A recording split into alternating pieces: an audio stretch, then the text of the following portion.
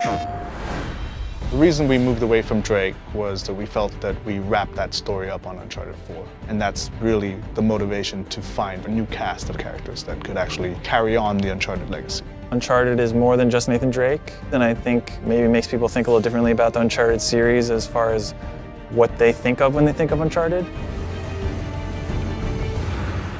We started trying to keep it short. We started trying to keep it contained. But like all Naughty Dog games, you know, it's story-driven and we need the time to tell the story accurately. We needed to go into the past, dig a little deeper than, you know, the surface, and it just blew up. We started expanding to get character arcs developed, and before we knew it, it's full game.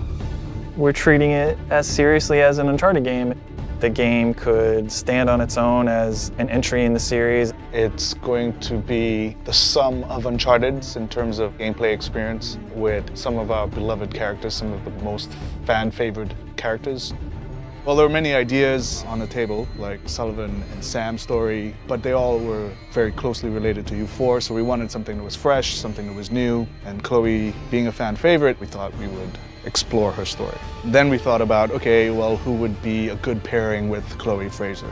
We were like, well, what if Chloe Fraser wanted to explore her past, go back to India, to her roots, and what if she needed someone like Nadine Ross as a partner? We find these symbols. We find the tusk. And then that was the kind of jumping off point of these two interesting characters together. We can put them wherever we want. We know that there's going to be fun stuff happening, and Chloe is more improvisational. Nadine is more logical. We know that there's going to be great conflict if we throw those two together. That's supposed to happen? Dunno.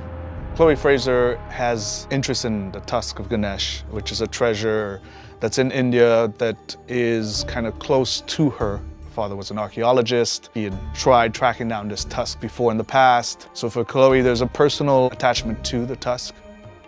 For Nadine Ross, she is on the verge of bankruptcy. She's lost Shoreline, and she desperately wants to regain control. That's where the characters start. Because of Nadine's military background, particularly with our villain, Sav, Chloe's brought her in to kind of help her out. It's just another warmonger with no war to fight. No, you don't know him like I do. He changes location and routines by the hour. We'd be foolish to take unnecessary risks. Let's get one thing straight. This is my gig. You want your share? We play by my rules.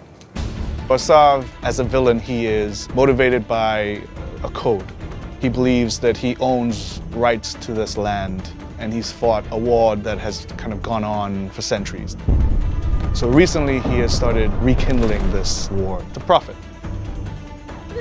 Giving the player more options, I think, would be the highest level, encompassing way to describe what we're trying to elevate even from Uncharted 4. We have all those things at our disposal again, rope climbing, driving, we have the winch, stealth options. We have lockpicking now, so we have crates of things that you can find certain weapons or treasures in. We just present you with a lot of stuff that the player can then decide what to do, and then of course having an allied character with you during all of those things and making sure that they can react and be as lifelike as possible as a human would. We're taking advantage of the buddy system by integrating more of the narrative. For example, if our characters in the story aren't communicating well, or they're upset, or they're aggravated, it will reflect in the gameplay. So if I've just come out of a heated argument with Nadine Ross, in the gameplay you will feel that tension, you will feel that aggravation. The challenge for us was this player-driven space. It's not open world, but it's vast, and you have player choice that you can go and experience it differently. There's things to find a true sense of exploration, but the goal being that you're just exploring and freely doing things, and then the story is still progressing in the way that they would expect from an Uncharted game. It's something we've never really done to the level that we're doing now in Uncharted.